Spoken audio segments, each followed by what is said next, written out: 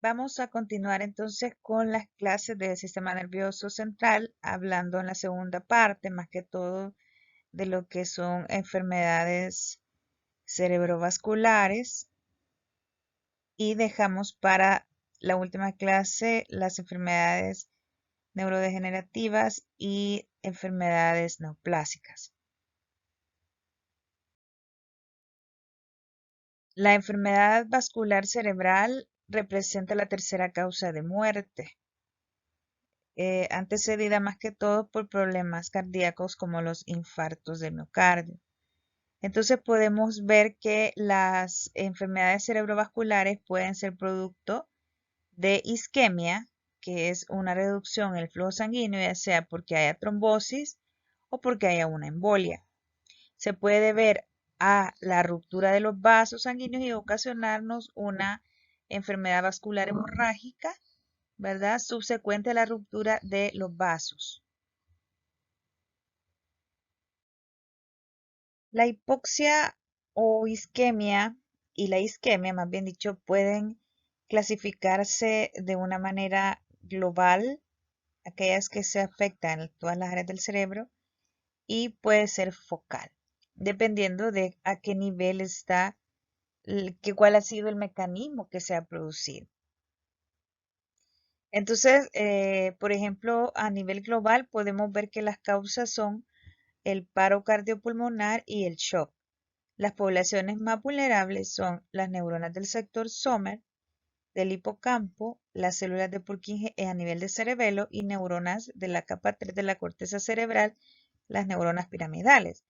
La supervivencia que tenga ese tejido neuronal, este tejido cerebral de por sí es muy susceptible a los cambios isquémicos, a los cambios de la presión de oxígeno, pero va a depender su supervivencia de la circulación colateral que tenga, porque así si tenemos una circulación colateral escasa, va a sufrir más el tejido. Va a depender también de cuánto ha sido la duración de la isquemia, de la magnitud y de qué tan rápido se ha reducido el flujo sanguíneo cerebral. Entonces, cuando tenemos procesos isquémicos, hay cambios en el metabolismo energético de las neuronas. Lo que sucede es una despolarización de la membrana que lleva a una liberación descontrolada de neurotransmisores. Esos neurotransmisores como el glutamato y el aspartato su literatura dice que pueden ser tóxicos para la célula directamente o pueden poner más excitada a la célula neuronal. Entonces también tenemos que esto de la despolarización de la membrana también provoca aberturas de las compuertas de la membrana de la neurona y entra calcio y sodio, entonces la célula se hincha, se edematiza. Y el calcio adentro de la célula pues va a activar proteasas y disminuye la producción de energía. Y el sodio va a despolarizar la membrana.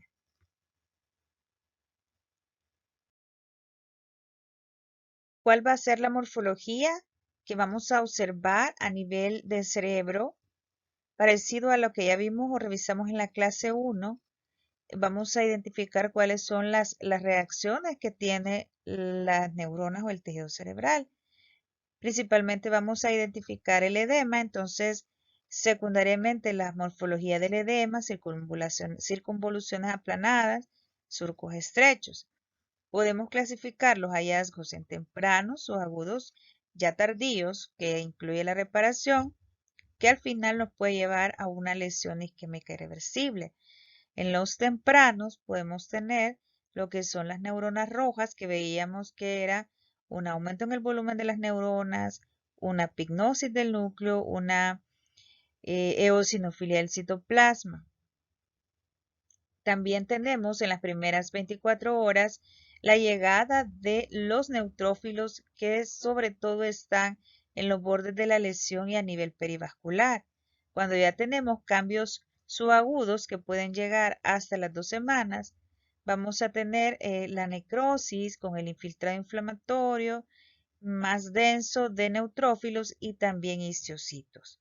En la reparación ya vemos que el tejido neuronal ha desaparecido. Muchas neuronas desaparecen y se mueren. Sin embargo, pues quedan proliferados los astrocitos y veíamos que había glosis reactiva. Al final vamos a tener una lesión isquémica irreversible. No vamos a recuperar esas neuronas perdidas.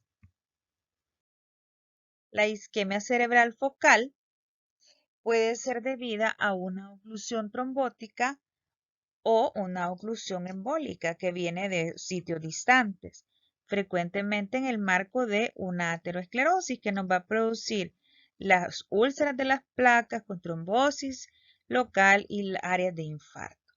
Pero también podemos tener isquemias cerebrales focales secundarios, por ejemplo, a procesos de vasculitis. Las vasculitis pueden ser inducidas inmunológicamente, pueden ser inducidas por procesos infecciosos que al final nos pueden llevar a lesiones en los vasos y a procesos isquémicos.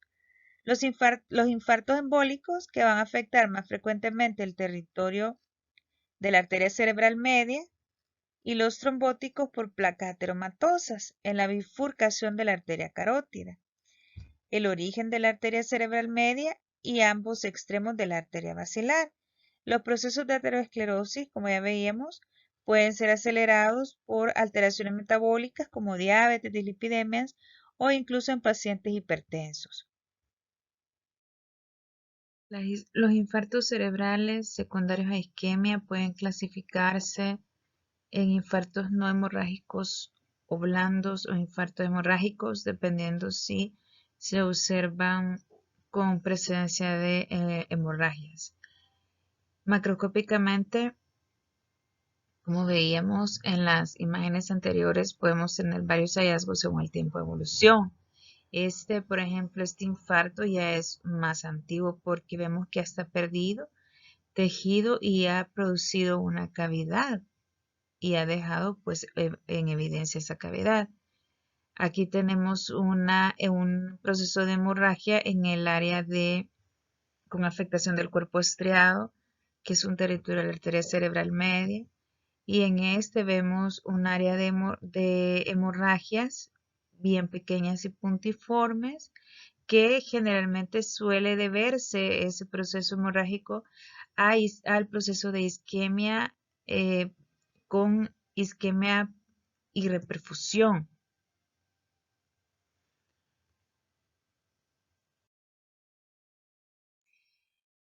En cuanto a la enfermedad cerebrovascular hipertensiva, es bien importante hacer o poner en evidencia que la hipertensión es un factor de riesgo bastante alto para que tengamos eventos cerebrovasculares. Entonces, ¿qué manifestaciones va a tener a nivel del sistema nervioso central la hipertensión? La hipertensión nos puede ocasionar lo que son infartos lacunares, que se deben a esclerosis de las arterias o arteriolas penetrantes menores, más pequeñas, y que generalmente son estos que se observan acá, que van dejando, pueden ser únicos, solitarios, múltiples, y van dejando pequeñas cavidades, generalmente menores de 15 milímetros. Sus sitios anatómicos más frecuentes es el núcleo lenticular, el tálamo, la cápsula interna, son los 3 lugares más frecuentes, pero pueden afectar también otras regiones. Y también nos pueden producir hemorragias en hendiduras, que son por ruptura de las arteriolas penetrantes más pequeñas y que van en su proceso de organización, van dejando también pequeñas cavidades en forma de hendidura. También tenemos la encefalopatía hipertensiva. La encefalopatía hipertensiva es un síndrome clínico en el que evidenciamos que estas personas con encefalopatías tienen afección a nivel del parénquima cerebral por unas crisis hipertensivas o elevaciones bastante grandes de la tensión arterial. Entonces pueden presentar convulsiones, alteraciones en el estado de la conciencia, estupor, desorientación. También podemos tener hemorragias intracerebrales masivas por elevaciones de la tensión arterial que nos causan ruptura de vasos sanguíneos.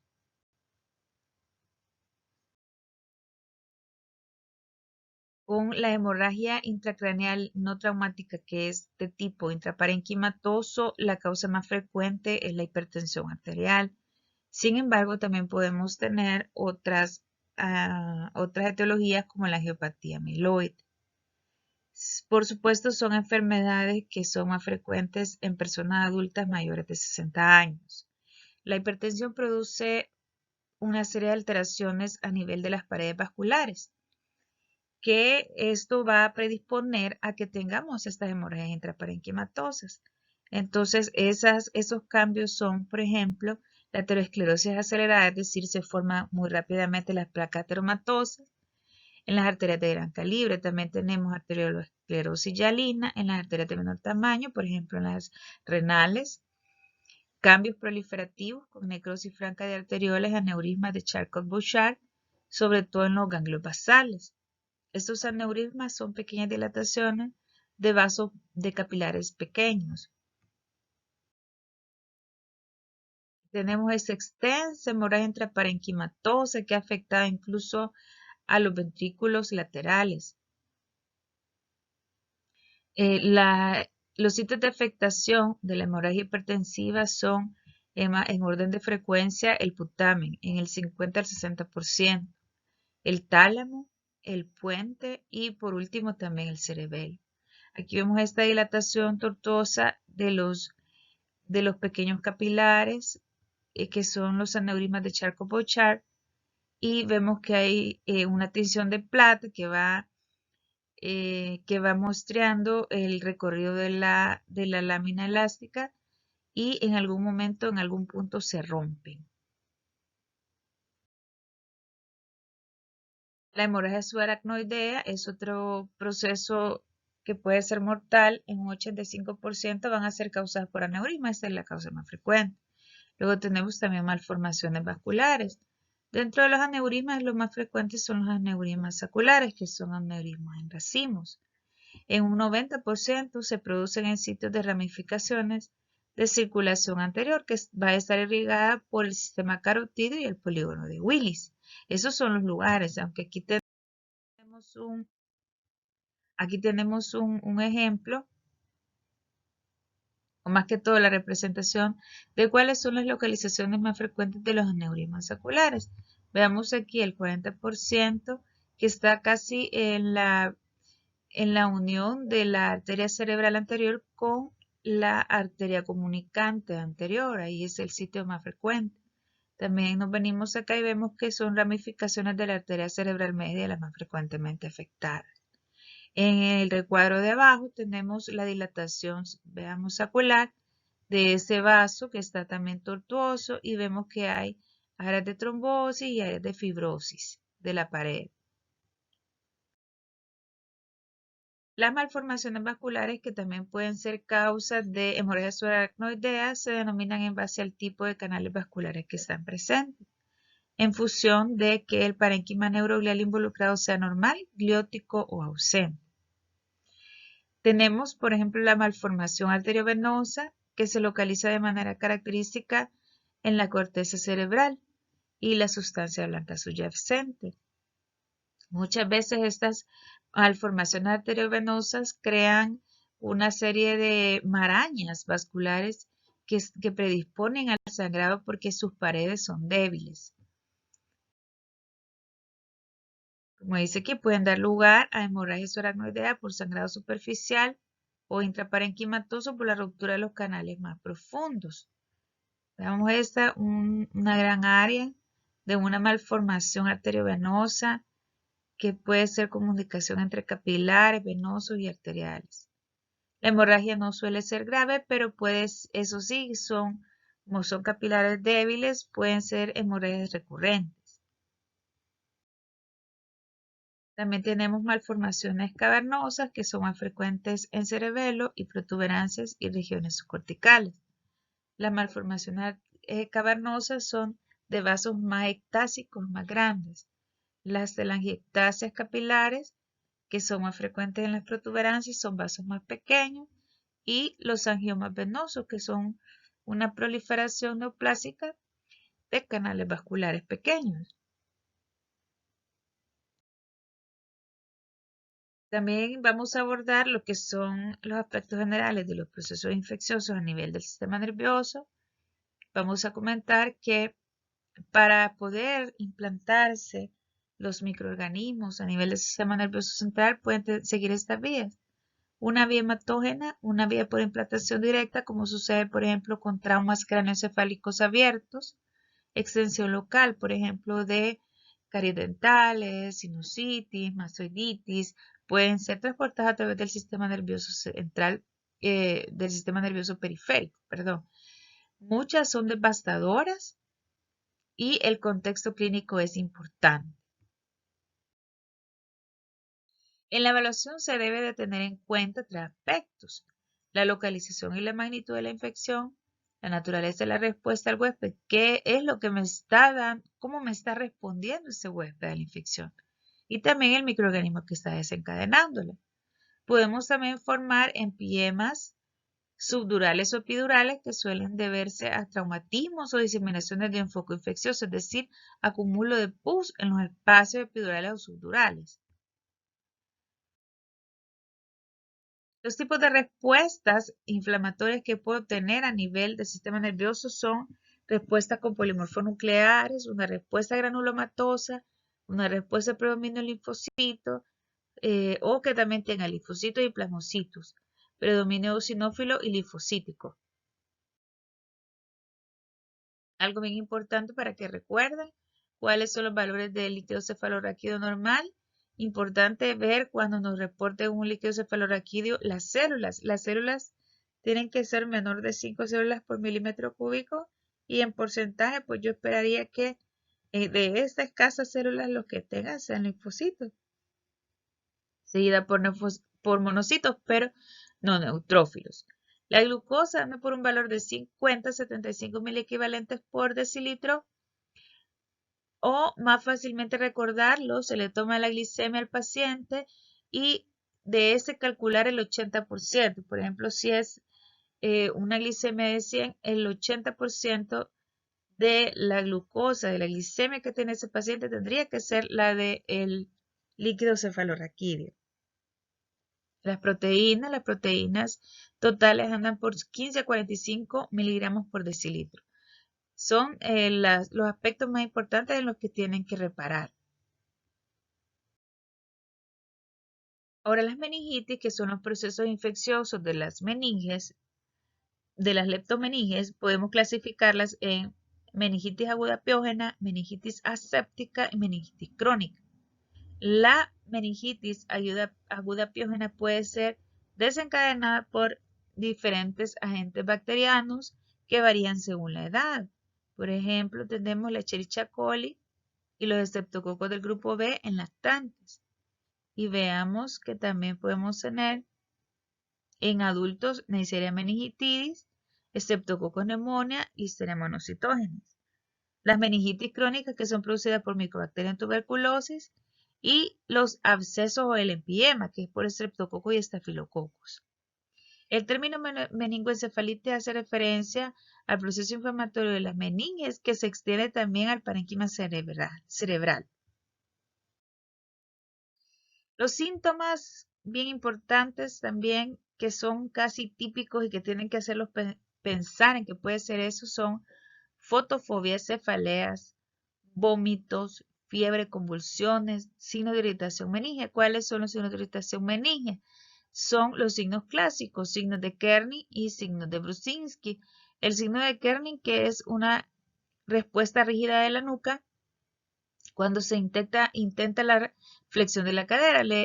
Intentamos elevar una pierna en posición en decúbito dorsal, y cuando extendemos esa pierna va a tener una rigidez de la nuca. Y el signo de Brusinski, que es la respuesta rígida de la nuca cuando se intenta su flexión, es decir, intentamos doblar el cuello y si ofrece resistencia, si se siente rígido, es un Brusinski positivo que nos estará indicando meningitis. El líquido cefalorraquídeo en una meningitis aguda es rico en neutrófilos. Su aspecto es turbio. Van a ver que normalmente el aspecto líquido cefalorraquídeo es claro como agua de roca. Vamos a tener un incremento en la presión, incremento en las proteínas, pero reducción de la glucosa. El síndrome de Waterhouse-Friderichsen se debe a una septicemia que está asociada a meningococos, en el que hay infartos de las glándulas suprarrenales, hay áreas de hemorragia y hay petequias cutáneas también. La distribución del exudado puede variar de acuerdo al agente causal. Por ejemplo, en el hemófilo influenza es basal y en el meningococo sobre las convexidades. Pero veamos aquí estas placas amarillentas que se han formado en las leptomeninges, sobre todo que están cubriendo a encéfalo. Histológicamente hay una proliferación masiva de neutrófilos que están afectando las leptomeninges con áreas de congestión vascular y algunas, como decíamos, si ya afecta el parénquima ya se llamaría meningoencefalitis. La meningitis aséptica, que se refiere a la ausencia de microorganismos en pacientes con irritación meningea. El 80% de los casos van a ser de etiología vírica. El curso es menos fatal o menos fulminante que la aguda bacteriana. Son autolimitadas y su tratamiento se dirige más que todo a la sintomatología. Pero veamos cómo está el líquido cefalorraquídeo en el virus. Las meningitis por virus, la presión normal a alta, aspecto claro, es decir, como no tengo un neutrófilo voy a tener claro. Células menor de 300, pero todas van a ser mononucleadas. Las proteínas entre 40 a 100, pues prácticamente podría estar dentro de los límites normales, igual que la glucosa.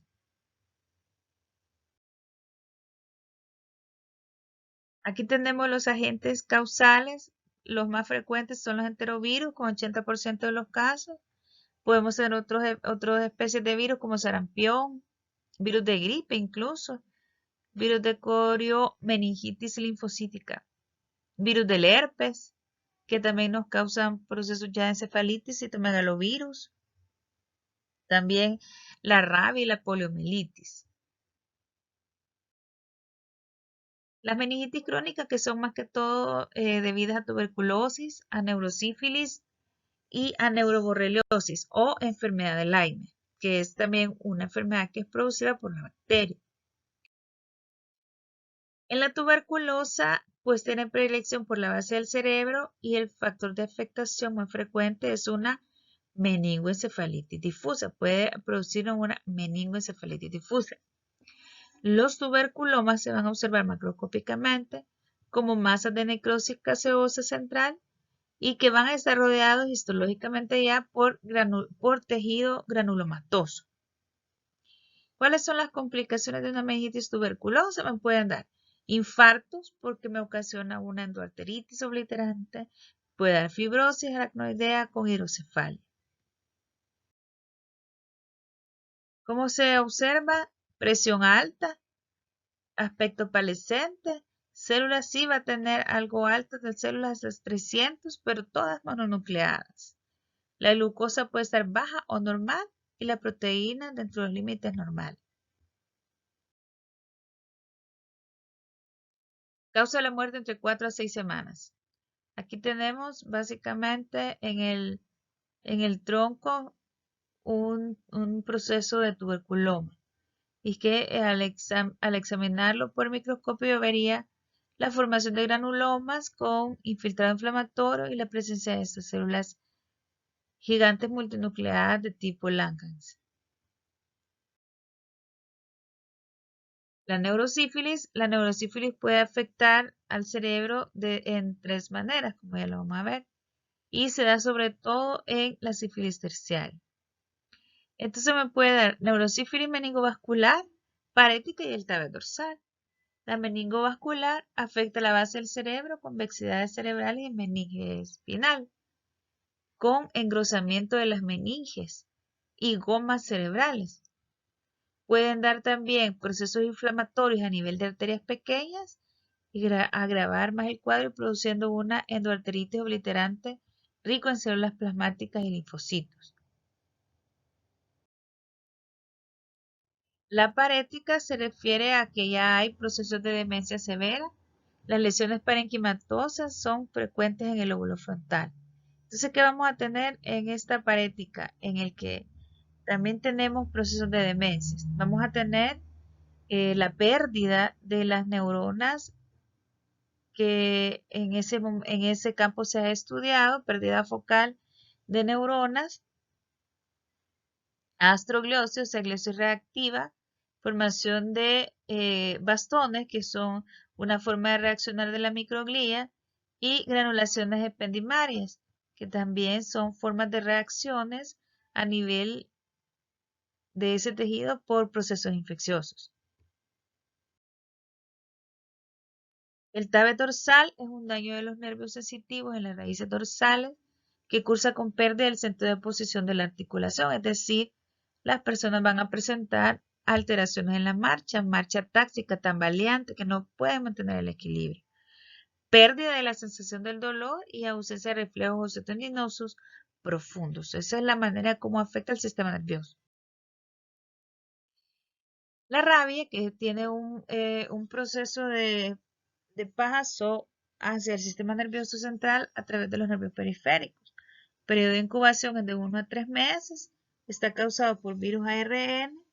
El virus entra por los nervios periféricos, produce un intenso edema, eso sí lo va a caracterizar, un intenso edema, congestión vascular, presencia de linfocitos perivasculares y los nódulos de la microglía, que eran los acúmulos de la microglía alrededor de focos necróticos. La inflamación predomina sobre todo en el tallo cerebral, afecta el cerebelo y el hipotálamo. ¿Cuál es la lesión histológica predominante que me va a ayudar a mí a hacer el diagnóstico de rabia? Es la presencia de cuerpos de Negri en neuronas piramidales y células de Purkinje del cerebelo. Los cuerpos de Negri, como ya habíamos mencionado anteriormente, son inclusiones citoplasmáticas. ¿Cuál es la clínica? Vamos a tener fiebre, cefalea, malestar general. Lo que sí me va a hacer el diagnóstico, porque pues tenemos fiebre, cefalea y malestar general en cualquier otra enfermedad, pero lo que sí podemos tener son las parestesias alrededor de la herida. Podemos tener odinofagia y disfagia, la contractura de los músculos faríngeos, que es lo que nos lleva a nosotros a presentar la cialorrea. Irritabilidad, agitación y crisis convulsiva. ¿Qué vamos a ver en el líquido cefalorraquídeo? Un aumento moderado de linfocitos, ligero aumento de proteínas, glucosa y presiones normales.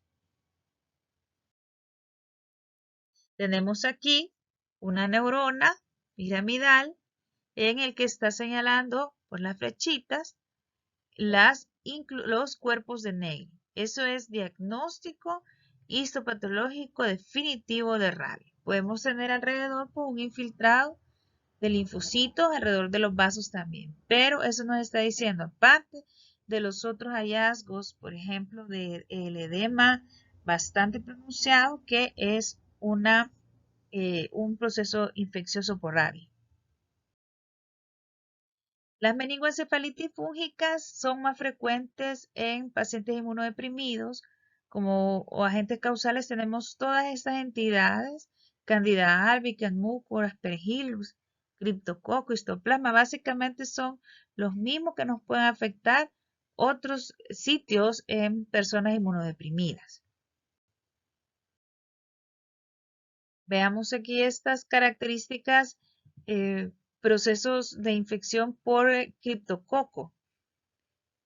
Vean lo que se produce como pompas de jabón con un material gelatinoso que se ven a este aspecto. Si lo hago, le hago cortes a esas áreas y lo pongo al microscopio, voy a ver la presencia de las levaduras.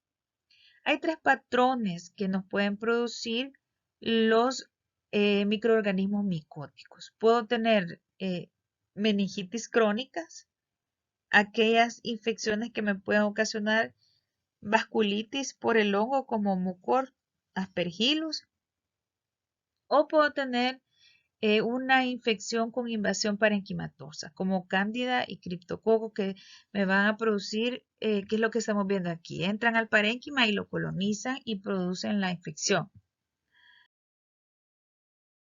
Por último, mencionar también algo importante que son los abscesos cerebrales. Los abscesos cerebrales son, básicamente pueden ser como lesión inicial o puede ser una complicación de la meningitis. Predisponen algunas situaciones clínicas que pueden enviar microorganismos hacia el cerebro y mencionamos las endocarditis bacterianas agudas, las enfermedades cardíacas congénitas, sobre todo en los niños, la sepsis pulmonar crónica como presencia de broncoectasias y la inmunodepresión. Los agentes, generalmente los abscesos son polimicrobianos, pero podemos tener agentes aislados más frecuentemente como el estreptococo y el estafilococo. ¿Qué voy a ver histológicamente? Necrosis. Necrosis que va a estar rodeada por tejido de granulación y una cápsula colagenosa que va a estar rodeada de gliosis reactiva y edema basógeno. Vamos, aquí tenemos dos lesiones bien delimitadas, de aspecto gelatinoso, friable. El orden de afectación de estos abscesos cerebrales son el lóbulo frontal, el lóbulo parietal y el cerebelo. Los pacientes se presentan con déficit progresivo focales, es decir, pueden ser como manifestaciones de un efecto de masa, como lo hace, por ejemplo, un tumor. Pueden presentar esos déficits progresivos como parestesia, hemiplegia, hemiparesia o signos de hipertensión intracraneana, que son las cefaleas, la pérdida de la visión, los vómitos en proyectil. Las células blancas y las proteínas elevadas las vamos a encontrar en el líquido cefalorraquídeo, similar a como sucede en las meningitis bacterianas agudas, piógenas. La ruptura de este absceso puede conducir a el paso de este material necrótico lleno de polimorfos hacia los ventrículos y producirme ventriculitis. Me puede también producir la afección de las meninges ocasionando una meningitis y trombos de los senos venosos. Bueno, nos quedaríamos hasta aquí con esta clase y nos quedaría pendiente desarrollar la clase número 3. Muchas gracias.